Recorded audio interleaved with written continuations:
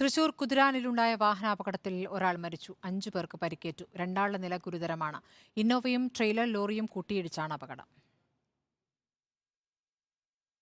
തിരുവല്ല സ്വദേശി ചെറിയാനാണ് മരിച്ചത്. കോട്ടയം വെളിയന്നൂർ സ്വദേശി ജോൺ, ഭാര്യ തങ്കമ്മ, മകൻ മനു എന്നിവർ ജൂബിലി മിഷൻ ആശുപത്രിയിൽ ചികിത്സയിലുണ്ട്.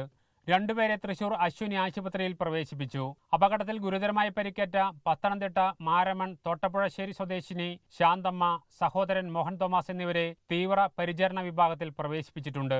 പുലർച്ചെ 3 മണിയോടെ കുതിരാൻ പാലത്തിന് മുമ്പിൽ വെച്ച് ഇന്നോവ കാർ ലോറിയുടെ മുന്നിലേക്ക് ഇടിച്ചു കയറുകയായിരുന്നു. അപകടത്തിൽ ഇന്നോവ പൂർണ്ണമായും തകർന്നു.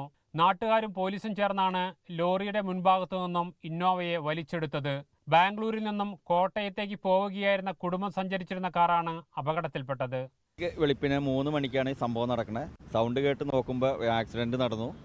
ഇതിവിടെ നിത്യസംഭവമായിട്ട് മാറിയേക്കുകയാണ്. കാരണം പാണഞ്ചേരി പഞ്ചായത്തിൻ്റെ പരിധിയിൽ ഈ കഴിഞ്ഞ 1 മാസം കൊണ്ട് തന്നെ 10ഓളം ജീവനുകൾ നഷ്ടപ്പെടുകയുണ്ടായി. ഇവിടെ സ്ട്രീറ്റ് ലൈറ്റുകളൊന്നും സ്ഥാപിച്ചിട്ടില്ല. നാഷണൽ ഹൈവേയുടെ 6 വരി പാതയുടെ മാനദണ്ഡം അനുസരിച്ചുള്ള കാര്യങ്ങളെല്ലാം നടക്കണം. അവർക്ക് ടോള് പിരിക്കണം എന്നുള്ള ഒരു വ്യഗ്രത മാത്രമേ ഉള്ളൂ. കുതിരാനിലെ റോഡിടിഞ്ഞ ഭാഗത്തെ നിർമ്മാണ പ്രവർത്തനങ്ങൾ നടക്കുന്നതിനാൽ തൃശൂർ പാലക്കാട് ട്രാക്കിലൂടെയാണ് വാഹനങ്ങൾ ഇരുഭാഗത്തേക്കും പോകുന്നത്.